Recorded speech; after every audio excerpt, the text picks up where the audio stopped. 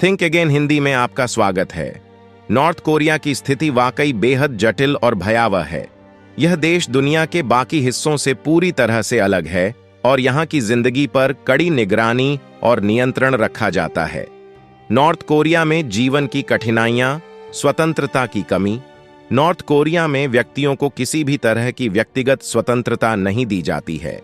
सरकार द्वारा सख्त नियम और कानूनों की वजह से लोग अपने विचार व्यक्त करने या अपनी पसंद के अनुसार काम करने में पूरी तरह असमर्थ होते हैं। प्रेस और मीडिया की स्वतंत्रता। नॉर्थ कोरिया में प्रेस और मीडिया पूरी तरह से सरकार के नियंत्रण में है। विदेशी मीडिया या व्यक्तिगत मीडिया का इस्तेमाल यहां पूरी तरह से प्रतिबंधित है। अंतर्राष्ट्रीय संपर्क। नॉर्थ कोरिया में इंटरनेट और विदेशी मीडिया का इस्तेमाल भी सख्त तरीके से प्रतिबंधित है। यहां केवल सीमित और नियंत्रित इंट्रानेट उपलब्ध है। धार्मिक स्वतंत्रता। किसी भी प्रकार की धार्मिक गतिविधियों को नॉर्थ कोरिया में पूरी तरह से मना किया गया है। धार्मिक किताबों का रखना और धर्म का पालन करना कानूनन अपराध माना जाता है। लोगों की पाबंदियां। यहां के नागरिकों को न केवल अपने कपड़े और हेयर स्टाइल के लिए बल्कि हर छोटे छोटे व्यक्तिगत मामलों में भी सख्त नियमों का पालन करना पड़ता है। यात्रा की स्वतंत्रता। नॉर्थ कोरिया से बाहर निकलना बेहद कठिन है और किसी भी व्यक्ति को बिना सरकारी अनुमति के देश छोड़ने की अनुमति नहीं है। सजा और दंड। देश छोड़ने की कोशिश करने वाले लोगों को गंभीर सजा का सामना करना पड़ सकता है, जैसे कि गोली मार देना या परिवार को दंडित करना। नॉर्थ कोरिया में जीवन के इन कठोर नियमों के बावजूद लोग वहां से भागने की कोशिश करते हैं। वे इसे एक नई जिंदगी की उम्मीद के रूप में देखते हैं, हालांकि यह भी जानते हैं कि इसके परिणाम गंभीर हो सकते हैं। यह सच्चाई नॉर्थ कोरिया की मानवीय स्थिति को उजागर करती है और यह दिखाती है कि कितनी मुश्किलें लोग वहां के तानाशाही शासन से बचने के लिए झेलते हैं।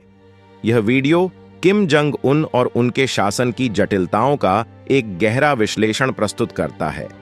इसमें उनकी दुविधाओं, उनके शासन की प्रकृति और उनके परिवार की भूमिका पर विस्तार से चर्चा की गई है।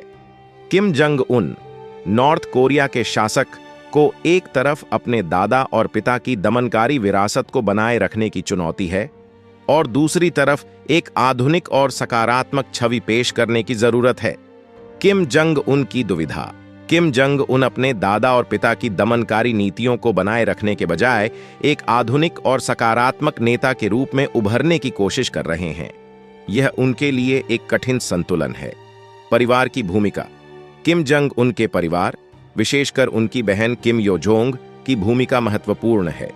किम यो जोंग ने शासन में महत्वपूर्ण पदों पर अपनी जगह बनाई है और किम जंग उन की राजनीति में महत्वपूर्ण भूमिका निभा रही है। किम जंग नाम की हत्या। किम जंग उन के सौतेले भाई किम जंग नाम की हत्या ने नॉर्थ कोरिया की राजनीतिक साजिशों और पारिवारिक संघर्षों को उजागर किया। यह हत्या किम जंग उन की सत्ता को सुरक्षित रखने की एक भयावह रणनीति का हिस्सा थी। आधुनिकीकरण के प्रयास। किम जंग उन ने नॉर्थ कोरिया में आधुनिकता की दिशा में कुछ कदम उठाए हैं, जैसे कि स्की रिसॉर्ट्स और शॉपिंग मॉल्स का निर्माण। हालांकि यह कदम केवल दिखावे के लिए हो सकते हैं, क्योंकि देश की वास्तविक स्थिति और नागरिकों की जिंदगी में बड़ा बदलाव नहीं आया है। वैश्विक और डिजिटल चुनौतियां। किम जंग उनको वैश्विक मंच पर अपनी स्थिति को मजबूती से बनाए रखने और डिजिटल युग के दबाव का सामना करने की चुनौती है। उन्होंने इंटरनेट और सोशल मीडिया का इस्तेमाल बढ़ाने के प्रयास किए हैं, लेकिन इनका प्रभाव नकारात्मक भी हो सकता है। भविष्य की दिशा। किम जंग उनको नॉर्थ कोरिया को सही मायनों में आधुनिक समाज बनाने के लिए वैश्विक मंच पर कदम रखने की जरूरत है। यह कार्य आसान नहीं है और इसके लिए उन्हें अपने परिवार और शासन की पारंपरिक नीतियों से बाहर निकलना होगा। किम जंग उनकी राजनीतिक चालों, उनके परिवार की शक्ति और नॉर्थ कोरिया की भविष्यवाणियों का एक विस्तृत चित्रण प्रस्तुत करता है, जो समझने में मदद करता है कि किम जंग उनका शासन और उनके परिवार की राजनीति कैसे वैश्विक मंच पर प्रभावित कर रही है।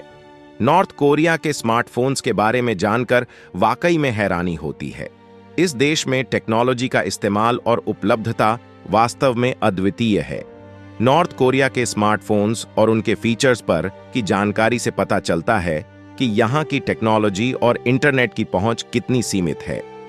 यहाँ के स्मार्टफोन्स में विदेशी ऐप्स और सॉफ्टवेयर्स की पहुंच नहीं है और ये फोन ज्यादातर सरकारी नियंत्रण में होते हैं।